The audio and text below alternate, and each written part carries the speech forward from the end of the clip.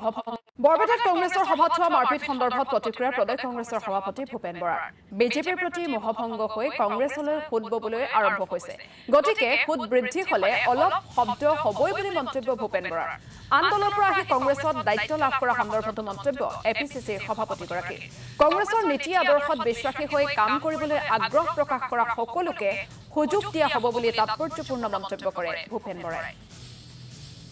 লাহে লাহে কংগ্ৰেছৰ অফিচবিলাকত ভিৰ বহুত বাঢ়িছে পৰিৱৰ্তিত পৰিস্থিতিত ৰাইজে বিজেপিৰ বিকল্প হিচাপে কংগ্ৰেছৰ ফালে এটা সুদ বৈছে যেতিয়া সুদটো বব তেতিয়া সুদৰ প্ৰকোপো বাঢ়িব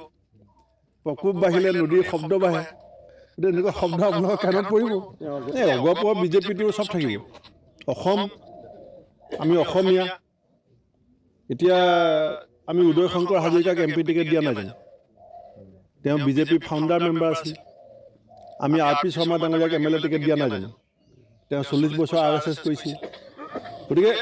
আমিতো দিছোঁ ভৰতনগৰ ডাঙৰীয়া অসম গণ পৰিষদৰ ফাউণ্ডাৰ নাছিলে জানো আমি তেখেতক আমাৰ নেতা কৰি পেলাই এতিয়া বিধানসভাত চলি আছোঁ গতিকে অসমৰ যিসকল নাগৰিক অসমক ভাল পায় অসমক সেৱা কৰিব বিচাৰে তেওঁলোকে কংগ্ৰেছ দলটোক এখন মঞ্চ হিচাপে ল'ব পাৰে আৰু যিসকলে আন্তৰিকতাৰে শক্তিশালীভাৱে দলক সেৱা কৰিবলৈ আগবাঢ়ি আহিব তেওঁলোকে সুযোগ পাব এইটো শুনক এতিয়া বিজেপিত যাবৰ কাৰণে মানুহ টনা আজোৰা হৈছে নেকি এতিয়া ইয়াতে কোৱাটো ভাল নহয় এইটো জেগাটো ঠিক নহয়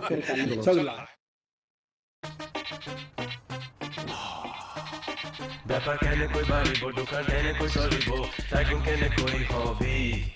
যথেষ্ট নহয় ভূপাজীহে স্কুটাৰ ৰাখিছ হ'ব